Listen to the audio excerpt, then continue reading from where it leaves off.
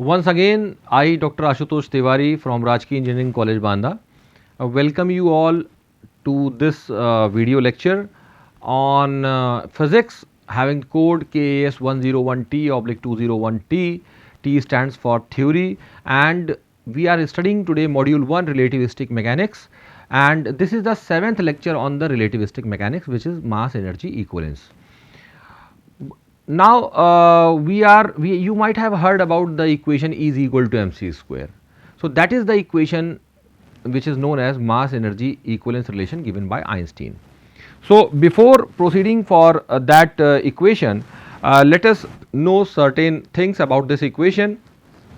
This equation is mass energy equivalence relation E is equal to mc square, and it is the most famous and most significant relationship obtained by Einstein from postulates of special theory of relativity. तो ये equation तो हम सब ने पहले पढ़ी ही है अपनी 11th और 12th क्लासेस में, और जूनियर क्लासेस में भी हम लोग इसको पढ़ते आए हैं कि जैसे न्यूक्लियर फिशन फ्यूजन रिएक्शंस होती थी या न्यूक्लियर रिएक्शंस होती थी, तो उनमें हम लोग इक्वेशंस का दोनों तरफ left hand side right hand side calculate करके मास डिफेक्ट कैलकुलेट करते थे, और फिर मास डिफेक्ट में फिर हम सी स्क्वायर का मल्टीप्लिकेशन करके ये कैलकुलेट करते थे कि इस पर्टिकुलर रिएक्शन में कितनी एनर्जी निकल करके आ रही है। तो वहाँ से जो डिक्रीज इन मास होता था, जो मास डिफेक्ट होता था उन रिएक्शंस में, उसके करस्पॉन्डिंगली कितनी एनर्जी निकलेगी वो कैलकुलेट करी जाती थी इस इक्वेशन की मदद से। लेकिन ये इक्वेशन आई कहाँ से, उसको हम लोग अब आज समझने का प्रयास करेंगे इस चैप्टर में, इस लेक्चर में। और numerous experiments have demonstrated that the mass is convertible into energy and energy into mass. ये बात अभी जो हम आपसे चर्चा कर रहे थे कि बहुत सारे ऐसे एक्सपेरिमेंट्स हैं न्यूक्लियर फिशन फ्यूजन वाले, जिसमें हम लोग मास को एनर्जी में, एनर्जी को मास में कन्वर्ट होते हुए बराबर स्टडी करते आए हैं। रेडियो एक्टिविटी में और न्यूक्लियर फिजिक्स में भी स्टडी किया, न्यूक्लियर केमिस्ट्री में भी हम लोगों ने इसको स्टडी किया है। और जो कन्वर्जन फैक्टर है between these two is the square of the speed of light. यानी ये कह रहा है कि मास को एनर्जी में कन्वर्ट करने के लिए सिर्फ हमको सी स्क्वायर से ही मल्टीप्लाई करना होता है। तो मास कन्वर्टेबल है एनर्जी में और एनर्जी कन्वर्टेबल है मास में, और उसका जो फैक्टर है वो सी स्क्वायर के बराबर है, सी जहाँ स्पीड ऑफ लाइट है। The mass energy equivalence can be deduce directly from the special theory of relativity.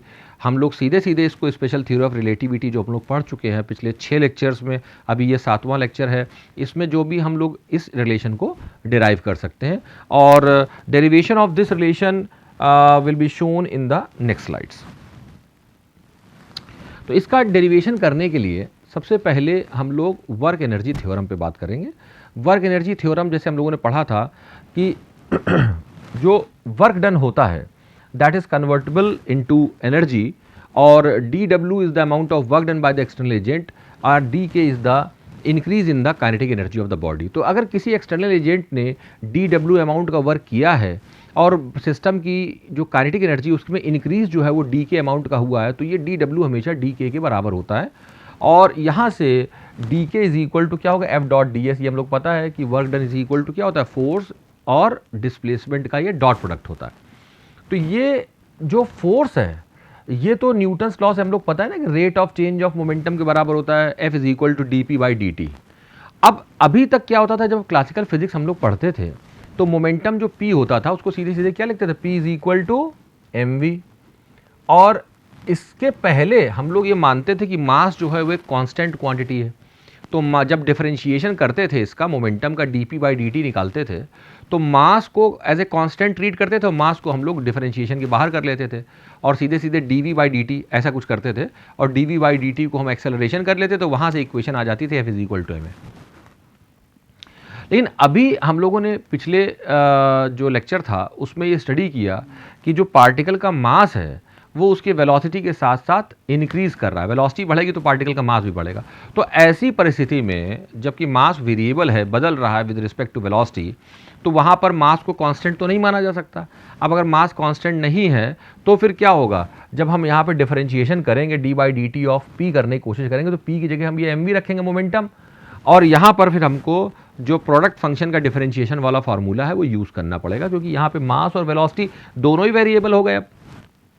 अब तो F इज इक्वल टू क्या लिखेंगे, m इंटू dv/dt, और साथ ही साथ v into d m by d t, मतलब फर्स्ट फंक्शन छोड़ दिया, दूसरे का डिफरेंशिएशन कर दिया, फिर यहाँ दूसरा वाला फंक्शन छोड़ दिया, पहले वाले का डिफरेंशिएशन कर दिया। इस तरीके से हमको कंप्लीट डिफरेंशिएशन करना पड़ता है प्रोडक्ट का डिफरेंशिएशन में, अगर दोनों क्वांटिटी वेरिएबल है तो। ये दोनों मास और वेलोसिटी दोनों वेरिएबल है यहाँ पर। इसको जब हम फर्दर सॉल्व करना चाहेंगे तो ये जो फोर्स की वैल्यू आई है यहाँ से सॉल्व होकर के इक्वेशन 3 से, इसको हमें सब्स्टिट्यूट करना पड़ेगा कहाँ पर, इक्वेशन 1 में। यहाँ पर रख दें ये फोर्स, तो D k is equal to क्या आएगा, ये वाला टर्म फोर्स, ये जो टर्म कैलकुलेट किया है वो रखना पड़ेगा और उसको फिर डी एस से मल्टीप्लाई करना पड़ेगा।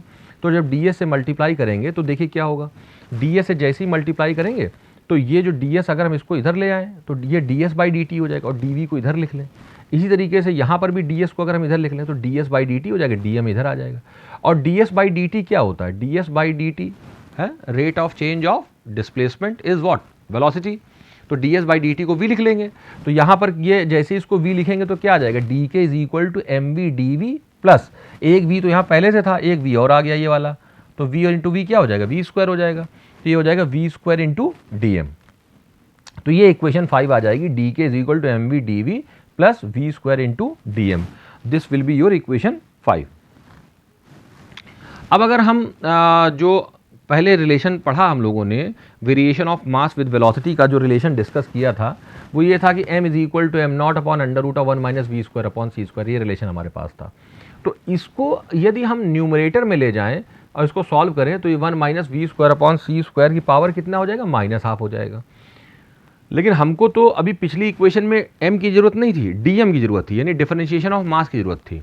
तो यदि हमारे पास जो इक्वेशन है इसको हम डिफरेंशिएट करें ऑन डिफरेंशिएटिंग इक्वेशन 6, तो ये आ जाएगा dm इज इक्वल टू, अब m नॉट तो कांस्टेंट है, m नॉट बाहर आ गया और यहाँ पर हमने इसको डिफरेंशिएट किया तो ये आ गया -1/2 और फिर 1 minus v square upon c square की पावर -3/2 और फिर ये अंदर वाले टर्म का भी हमको चेन रूल से डिफरेंशिएशन करना पड़ेगा, तो ये आ जाएगा -2v dv upon c square. अब क्या करें कि ये जो हमारे पास सॉल्व है इसमें देखिए आप ये वाला 2 इस 2 से कट जाएगा। इसी तरीके से ये जो माइनस यहाँ लगा हुआ है और ये वाला माइनस, ये दोनों कैंसिल आउट हो जाएंगे, हट जाएंगे तो प्लस हो जाएगा। और ये जो पावर में लिखा है -3/2, इसको हम नीचे ले आए डिनोमिनेटर में, तो यहाँ पर अपॉन में आ जाएगा 1 minus v square upon c square की पावर 3/2 प्लस में हो जाएगा। और ये वाला m नॉट रहेगा, ये v रहेगा, ये dv रहेगा, तो ये न्यूमरेटर में आ गया m नॉट v dv।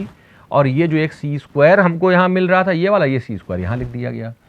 अब ये जो टर्म हमारे पास आ गया है, अब आप एक बात देखिए यहाँ पर कि 1 minus v square upon c square की पावर जो 3/2 है ना, इसको आप दो पार्ट्स में स्प्लिट कर सकते हैं। जैसे हम लोग को पता है कि भाई a की पावर 3/2 अगर लिखा है तो इसको क्या लिख सकते हो आप, a into under root of a। तो वैसे ही इसको भी हम लिख लेंगे, एक ब्रैकेट में आ जाएगा 1 माइनस, एक ब्रैकेट में आ जाएगा 1 minus v square upon c square और दूसरे में अलग से रहेगा under root of 1 minus v square upon c square. तो जब under root of 1 minus v square upon c square होगा वो तो m नॉट के साथ, m नॉट ये वाला जो न्यूमरेटर में है और इसका एक under root of 1 minus v square upon c square, ये मिलके क्या हो जाएंगे, ये m हो जाएगा। और जब डिनोमिनेटर में हमारे पास एक बचेगा 1 minus v square upon c square, उसमें सी स्क्वायर मल्टीप्लाई करेंगे, तो थोड़ा सा सॉल्व इसको करके देखिएगा अपने नोट पैड पेन के साथ में, तो आपको ये मिल जाएगा dm is equal to m v d v upon c square minus v square, ये रिलेशन आ जाएगा आपके पास, इक्वेशन 8। अब अगर हम यहाँ पे क्या करें इसको क्रॉस मल्टीप्लाई कर दें, ये जो टर्म है इधर ले जाके मल्टीप्लाई कर दें, तो ये मल्टीप्लाई हो क्या हो जाएगा, dm into C square minus v square is equal to क्या हो जाएगा, एम वी डी वी। ये इक्वेशन 9 हो जाएगी। अब जो एम वी डी वी हम पीछे इक्वेशन में लिख चुके थे, जब हम लोग ये कैलकुलेट कर रहे थे इक्वेशन 5 में हमने देखा था D k is equal to, यहाँ लिखा था m v d v plus इस तरीके से वी स्क्वायर डी एम। तो वहाँ अगर हम इक्वेशन 9 का जो रिजल्ट आया है वो यहाँ पर यूज़ कर लें तो D k is equal to क्या आ जाएगा, d k is equal to c square minus v square into d m plus v square d m. अब इसको जब जैसे ही ब्रैकेट आप खोल के सॉल्व करोगे तो minus v square d m plus v square d m से कैंसिल आउट हो जाएगा, तो केवल बचेगा क्या यहाँ पर, d k is equal to c square into d m बचेगा। अब d k is the increase in the kinetic energy और सी स्क्वायर, तो सी तो कांस्टेंट है तो वो फिक्स है वैल्यू सी स्क्वायर की, और डी एम क्या है, इंक्रीज इन द मास। इसका मतलब है कि increase in the kinetic energy और इंक्रीज इन द मास में ये रिलेशन होगा। तो जब एग्जैक्टली कितनी काइनेटिक एनर्जी बढ़ गई ये एग्जैक्टली कितना मास में वेरिएशन हो गया जानने के लिए तो हमको दोनों तरफ इंटीग्रेशन करना पड़ेगा। तो अगर हम on integrating both sides of the equation 10 अगर हम इसका दोनों तरफ इंटीग्रेशन कर दें तो टोटल काइनेटिक एनर्जी निकालने के लिए तो हमको डी का इंटीग्रेशन करना पड़ेगा। और इधर क्या होगा, राइट हैंड साइड में जब इधर वाले टर्म का जब हम इंटीग्रेशन करेंगे तो सी स्क्वायर, सी तो फिक्स है, स्पीड ऑफ लाइट तो फिक्स है, तो सी स्क्वायर भी फिक्स है, तो सी स्क्वायर जो है वो इंटीग्रेशन के बाहर आ जाएगा। और डीएम का जब आप इंटीग्रेशन करेंगे तो क्या मिलेगा आपको, डीएम का इंटीग्रेशन एम होगा। और एम में जब आप डेफिनेट इंटीग्रेशन करेंगे तो आपको इंटीग्रेशन लिमिट्स भी लगानी पड़ेंगी। तो यहाँ आप देखिए कि लिमिट्स है एम नॉट से एम। ऐसा क्यों है, एक बार इस पर भी डिस्कस कर लेते हैं। एम नॉट, क्योंकि यहाँ पे जब आप देखिए काइनेटिक एनर्जी की जो लिमिट्स हैं वो बेसिकली यहाँ पे काइनेटिक एनर्जी 0 है और फिर k है।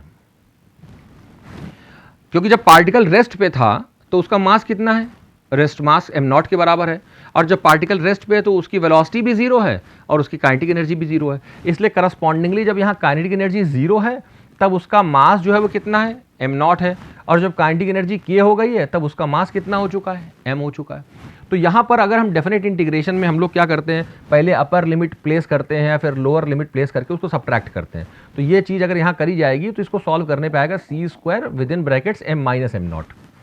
तो ये रिलेशन हमारे पास आ जाएगा कि k जो काइनेटिक एनर्जी है पार्टिकल की इस समय वो c square into m minus M not आ जाएगी।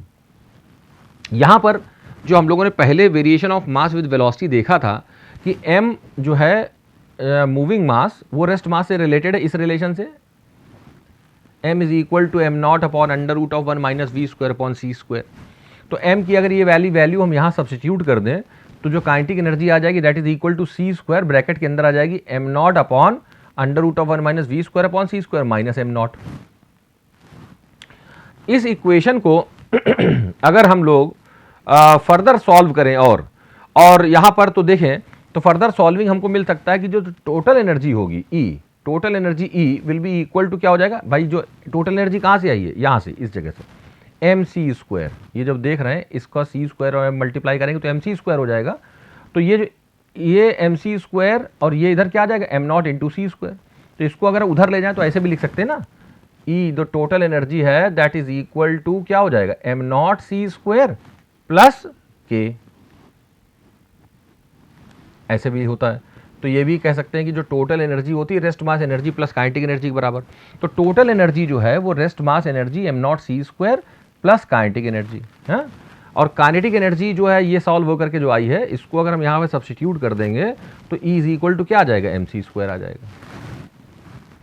अब यहाँ पर एक बार ज़रा ध्यान से समझने की कोशिश करिए कि पहले हम लोग ये पढ़ते थे जब न्यूटोनियन मैकेनिक्स पढ़ते थे, क्लासिकल मैकेनिक्स पढ़ते थे, तो हम लोगों को ये पढ़ाया जाता था कि total energy of the body is equal to क्या होता है, kinetic energy plus potential energy. लेकिन रिलेटिविस्टिक मैकेनिक्स में देखिए यहाँ पे एक परिवर्तन आ रहा है।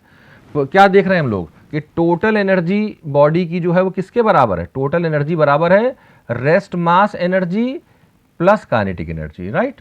यहाँ पर पोटेंशियल एनर्जी जैसी चीज़ का जिक्र हम लोग नहीं कर रहे हैं। तो यहाँ पर रिलेटिविटी में पार्टिकल की जो वेलोसिटी है वो अगर काफ़ी ज़्यादा है that is comparable to the speed of light, तो वो पार्टिकल जो है अपने अंदर दो तरह की एनर्जी रखता है। एक एनर्जी अपने मोशन की वजह से है जो उसकी काइनेटिक एनर्जी है, और दूसरी एनर्जी उसके अपने मास की वजह से है जिसको रेस्ट मास एनर्जी कहा जाता है, जो कि m not into C square के बराबर होती है। क्योंकि जब भी ये पार्टिकल कभी किसी चीज़ से कोलाइड करके या कहीं इंटरैक्ट करके अपने मास को पूरी तरीके से कन्वर्ट कर लेगा इनटू एनर्जी, तो this much amount of the energy m not into C square के बराबर जो एनर्जी होती है, ये एनर्जी हमको एक्स्ट्रा मिल जाती है as compare to its kinetic energy. So यहाँ पर रिलेटिविटी में आपको ध्यान रखना होगा कि total energy is equal to rest mass energy plus kinetic energy of the body. और यहाँ से हम ये डिराइव कर पाते हैं कि E इज इक्वल टू क्या है, एम सी स्क्वायर है, जो कि एक वेल नोन रिलेशन है जिसके बारे में हम लोग काफ़ी समय से पढ़ते चले आ रहे हैं। तो यहाँ पर इसका डेरिवेशन हम लोग देख रहे हैं, ये बहुत ही इंपॉर्टेंट डेरिवेशन रिलेटिविटी के पॉइंट ऑफ व्यू से तो इंपॉर्टेंट है ही, यूनिवर्सिटी के हिसाब से भी बहुत इंपॉर्टेंट रिलेशन है ये। Lot many questions are there related to these relations. अब बात करते हैं limiting value of relativistic kinetic energy. जो रिलेटिविस्टिक काइनेटिक एनर्जी के बारे में बात करी थी हमने इक्वेशन 12 में कि kinetic energy is equal to क्या होता है, kinetic energy is equal to, अब इसको उल्टा करते हैं कि kinetic energy is equal to क्या होगा, kinetic energy is equal to total energy minus कौन सी एनर्जी, रेस्ट मास एनर्जी। हाँ, रेस्ट मास एनर्जी। तो जो टोटल एनर्जी है वो क्या होगी, टोटल एनर्जी तो mc स्क्वायर होगी और रेस्ट मास एनर्जी क्या होगी, m not into C square होगी।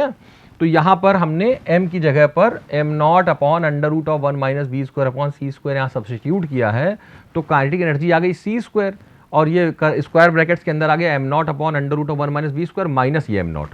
अब यहाँ से अगर हम दोनों से m नॉट कॉमन बाहर ले लें तो काइनेटिक एनर्जी आ जाएगा m not into C square और स्क्वायर ब्रैकेट्स में आ जाएगा, ये अगर ऊपर जाए न्यूमरेटर में तो ये आ जाएगा 1 minus v square upon c square की पावर -½ और ये -1 आ जाएगा। ठीक है, अब यहाँ पर ये जो थोड़ा सा एक्सप्रेशन कॉम्प्लिकेटेड दिखाई पड़ रहा है तो इसको बाइनोमियल थ्योरम यूज़ करके सॉल्व कर लेते हैं।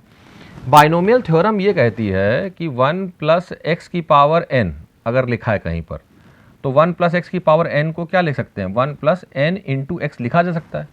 लेकिन ये कब होता है, ये इसके लिए कंडीशन ये है, मैं लिख रहा हूँ if x is very very less then 1, अगर x नंबर 1 से बहुत छोटा है तब हम 1 प्लस एक्स की पावर n को 1 प्लस n इंटू एक्स लिख सकते हैं। तो यहाँ पर हमको ये ध्यान देना होगा कि अगर ये कंडीशन ले ली जाए कि v is very very less than c, अगर velocity of the particle is very less as compare to speed of light, तो अपने आप ही ये अगर v c से बहुत कम है तो ये टर्म नेग्लिजिबल होगा, बहुत छोटा टर्म होगा, और अगर ये टर्म बहुत छोटा है तो बाइनोमियल थ्योरम यहाँ पर अप्लाई हो जाएगी, जो ये अभी हम यहाँ पे बात कर रहे थे, इस फॉर्मूले को हम यूज़ कर सकते हैं। तो जैसे हम इसको यूज़ करेंगे तो ये पावर में जो -½ है ये यहाँ मल्टीप्लाई हो जाएगा, तो ये +½ हो जाएगा एक तरीके से। तो ये एक्सप्रेशन सॉल्व होकर आ जाएगा k इज इक्वल टू, यहाँ पे अप्रॉक्सीमेटली इक्वल लिखा है क्योंकि जो हायर ऑर्डर टर्म है इस बाइनोमियल थ्योरम के, जो बाकी बड़े टर्म है v के पावर 4 v के पावर 6 वाले, वो हमने नेगलेक्ट कर दिए, तो उनको नेगलेक्ट कर दिया जाएगा। तो ये टर्म केवल ये 2 टर्म रह जाएंगे यहाँ पे, और जब इनको हम m नॉट सी स्क्वायर को अंदर ले जा करके सॉल्व करेंगे तो we will get approximately this value, half m not into v square. तो जैसे काइनेटिक एनर्जी का फॉर्मूला हम लोग क्लासिकल मैकेनिक्स में या न्यूटोनियन मैकेनिक्स पहले पढ़ते थे अपनी 11th-12th वाली क्लासेस में भी, कि kinetic energy k is equal to half mv square होता है, वही चीज़ यहाँ पर भी आ रही है। तो लेकिन k is equal to half mv square कब होता है, उसके लिए ये ध्यान रखना होगा कि हमें ये कंडीशन सेटिस्फाई होनी बहुत ज़रूरी है। अगर पार्टिकल की जो वेलोसिटी है वो स्पीड ऑफ लाइट से काफ़ी कम है, उस समय तो ये कहना सही होता है कि k is equal to half mv square. लेकिन अगर पार्टिकल की वेलोसिटी काफ़ी ज़्यादा है और comparable to speed of light है, तब उस समय काइनेटिक एनर्जी निकालने के लिए हमको ये यूज़ करना चाहिए, kinetic energy is equal to total energy minus rest mass energy. तो टोटल एनर्जी ऑफ पार्टिकल क्या होती है, mc स्क्वायर, और रेस्ट मास एनर्जी क्या होती है, m नॉट सी स्क्वायर। तो mc स्क्वायर और m नॉट सी स्क्वायर का जो डिफरेंस है वहाँ से काइनेटिक एनर्जी कैलकुलेट होगी, तब रिलेटिविस्टिक पार्टिकल के केस में एक्चुअल काइनेटिक एनर्जी का हमको पता चलेगा।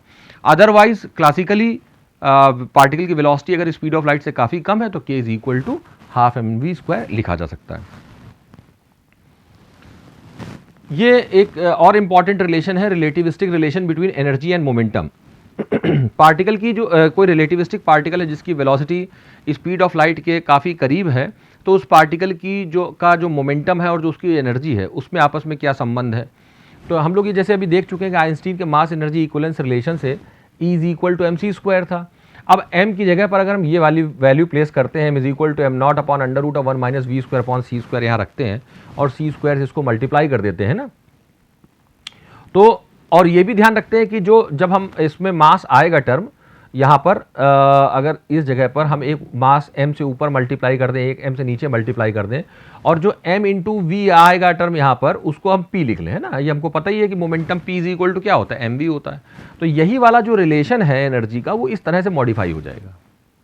E इज इक्वल टू क्या होगा, m not into C square upon under root of 1 minus P square upon m square C square हो जाएगा। इसी चीज़ को फर्दर हम ऐसे भी लिख सकते हैं कि एक सी स्क्वायर हम ऊपर मल्टीप्लाई कर दें, यहाँ पर एक सी स्क्वायर हम यहाँ मल्टीप्लाई कर दें और इसकी पावर बढ़ा दें, है ना। तो ये क्या हो जाएगा, E is equal to m not c square upon under root of 1 minus P square C square upon m c square का होल स्क्वायर। इसको हमको पता ही है कि mc स्क्वायर क्या है, पार्टिकल की जो टोटल एनर्जी E होती है। तो यहाँ पर अगर हम पार्टिकल की टोटल एनर्जी E यहाँ प्लेस कर देंगे तो यही रिलेशन फिर से ऐसा बनेगा, E is equal to m not c square upon under root of 1 minus P square C square upon E square.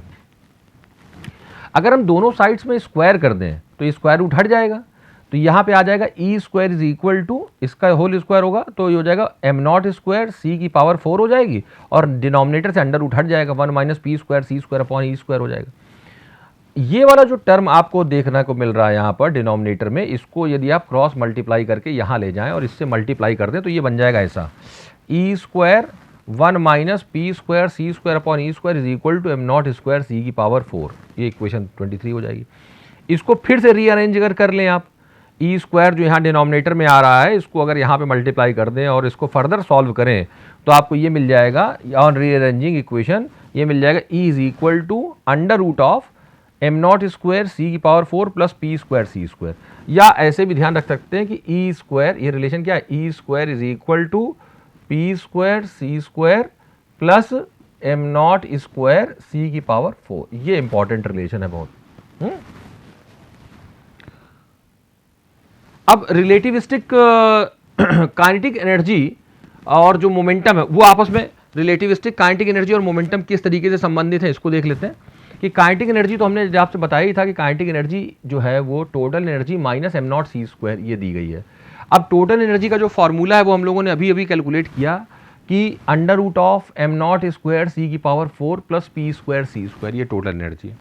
अगर हम ये वैल्यू यहाँ ई की जगह पर सब्स्टिट्यूट करते हैं इस जगह पे, तो यहाँ इसको तो काइनेटिक एनर्जी आ जाएगी हमारे पास k is equal to under root of M naught square C की power 4 plus P square C square minus am not into C square. ठीक है, अब यहाँ पे हम क्या करें कि ये जो टर्म हमारा एम नॉट स्क्वायर सी की पावर 4 है, इसको यदि हम अंडर रूट के बाहर ले लें तो अंडर रूट के बाहर तो आएगा m not into C square, m not into C square under root के बाहर आ जाएगा। ठीक है, और ये पूरा अगर स्क्वायर ब्रैकेट्स के अंदर ले लेंगे तो यहाँ पर जब m not into C square हम ब्रैकेट के बाहर लेंगे तो यहाँ पे केवल 1 ही आएगा।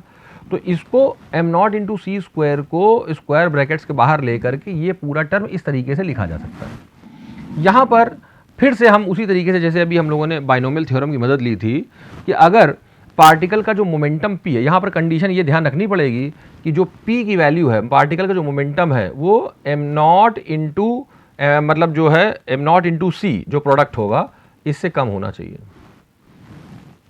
अगर पार्टिकल का मोमेंटम एम नॉट इंटू सी से काफ़ी कम है ना, कम तो होगा ही क्योंकि पार्टिकल की जो वेलोसिटी है वो स्पीड ऑफ लाइट को केवल फोटॉन्स के केस में ही अप्रोच कर पाती है, बाकी तो नॉर्मली कम ही पार्टिकल्स की वेलोसिटी रहती है। तो मोमेंटम जो होगा वो एम नॉट इंटू सी से ऑब्वियसली कम होगा। लेकिन अगर मोमेंटम बहुत कम है तब बाइनोमियल थ्योरम का हम यहाँ पर यूज़ कर लेंगे और ये जो पावर 1/2 आप देख रहे हैं ये उतर करके यहाँ पे मल्टीप्लाई हो जाएगा, जैसे भी हमने पीछे आपको बताया था। तो ये पावर अगर यहाँ आ जाएगी, इसको ब्रैकेट को एक्सपैंड करेंगे तो इसको सॉल्व करने पर हमको मिल जाएगा कि जो k है वो पी स्क्वायर अपॉन 2m के बराबर होगा। यहाँ पर कंडीशन यही है कि v is less than, very very less than c।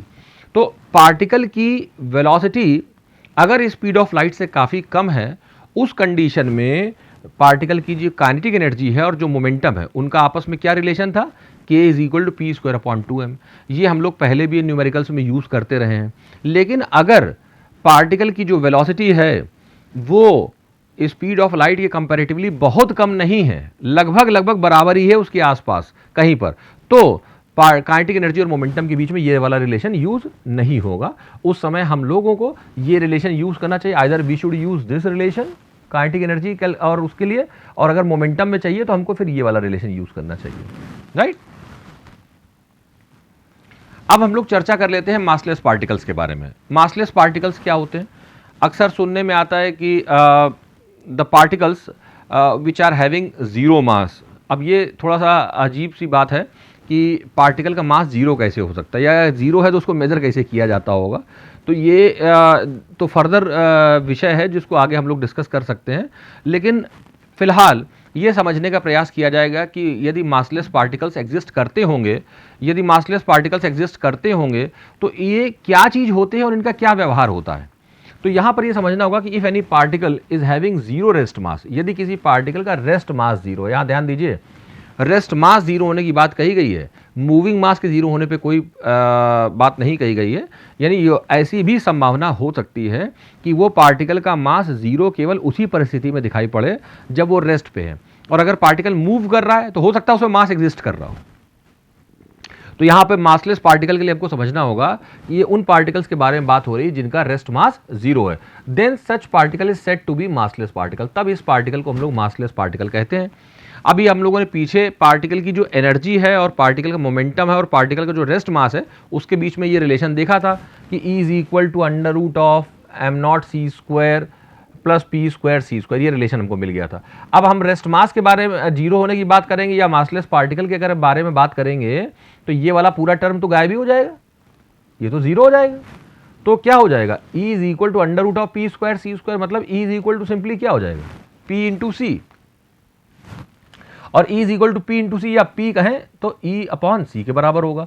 अब E तो हमको पता है कि भाई E mc² होता है, तो E is equal to mc² अगर यहाँ प्लेस कर दें तो, और P इज इक्वल टू क्या करेंगे, P इज इक्वल टू पता है mv, देखिए इधर फिर से P इज इक्वल टू क्या आ रहा है सॉल्व होकर के E अपॉन सी, और P किसके बराबर है, mv के बराबर है, और E किसके बराबर है, mc² के बराबर है। इसको अपॉन करें तो यहाँ से सॉल्व होकर एक सी से कट जाएगा, m से m कट जाएगा, तो v किसके बराबर आ रहा है, c के बराबर आ रहा है। इसका मतलब है कि जो पार्टिकल की जो वेलोसिटी है वो किसके बराबर है, स्पीड ऑफ लाइट के बराबर है। इसका मतलब है कि यदि मासलेस पार्टिकल हैं, एग्जिस्ट करते हैं, तो इनको कैसे परिभाषित किया जा सकता है, ये पार्टिकल्स जो है इनका रेस्ट मास 0 होता है, और दूसरी बात ये होती है कि ये सभी पार्टिकल्स जो होते हैं वो स्पीड ऑफ लाइट से ही मूव करते हैं। तो यहाँ पे लिखा है, so we conclude that the velocity of massless particle is same as that of light in free space. तो धन्यवाद। इसी के साथ हम लोगों ने यहाँ पर मासलेस पार्टिकल्स को भी स्टडी कर लिया, और जो मासलेस पार्टिकल की यहाँ बात करी गई है, ऐसा ही व्यवहार हम लोगों को फोटोन के बारे में देखने को मिलता है, क्योंकि उनका रेस्ट मास 0 होता है और उनका जो वेलोसिटी होती है वो स्पीड ऑफ लाइट के बराबर होती है। Once again thank you all for having sparing time to go through this video. Thank you.